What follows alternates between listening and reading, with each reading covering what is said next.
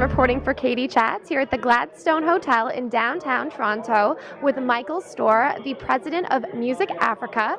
How does it feel to be here at Afrofest's 25th year?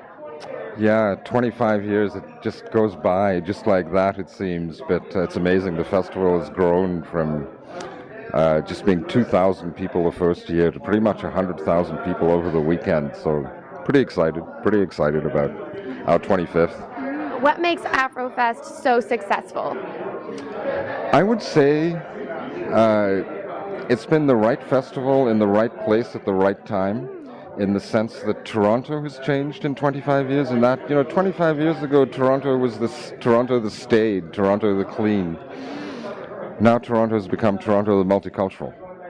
And I think there was an African wave of immigration that came in the late 80s and early 90s that was looking for a space and found that space at Afrofest. And really it's about the diversity of Africa, and that's what Afrofest really celebrates.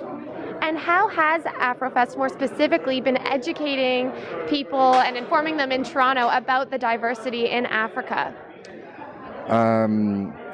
The concept is all you have to do is come to the festival, and it's an instant education. I mean, the programming is directed, the activities for children that are about teaching those things, and there's activities directed at youth. But really, just by coming to the festival, you can see that Africa is not an island, Africa is not a country, Africa is this huge multicultural continent, and it's not one thing, it's not this or that, it's this and that, and a chance to discover Africa in Toronto. And you have so many musicians performing and things for children, as you said. Can you tell me a little bit more about the highlights that we can expect at this year's Afrofest? Well, our big act is one of the biggest stars from Africa, a reggae star by name of Alpha Blondy.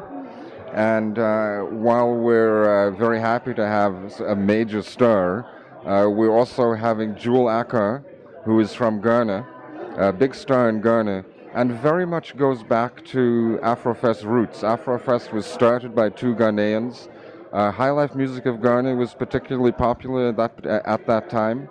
And so we're doing something new, and we're also doing something classic and old that sort of relates back to our history. And what makes Africa so close to your heart? We're each Africans from our corner. I'm born in Cape Town. Still go back on a regular basis, and are probably a lot more connected now. And like a lot of Africans that come over, I think the first thing you do is try and integrate, and then there's a process after being here for a few years where you kind of go back to that thing that creates your identity. For me, it's a lot about being a South African and being inspired by people like Nelson Mandela. By that kind of multicultural vision. So, also as a South African, wanting to explore being African.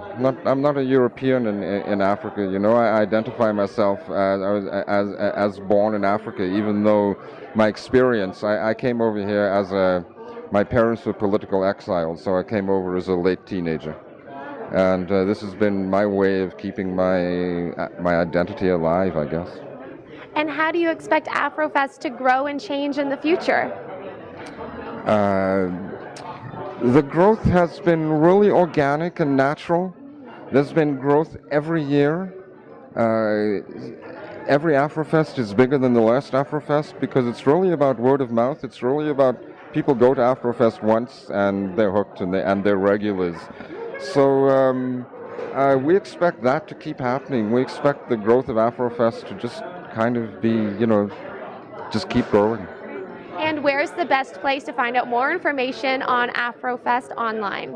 www.musicafrica.org. Perfect. Thank you so much. Congratulations on an amazing festival. Best of luck in years to come. Great. Thanks. Bye. I'm Katie Uhlmann reporting for Katie Chats here at the Gladstone Hotel for Afrofest in downtown Toronto.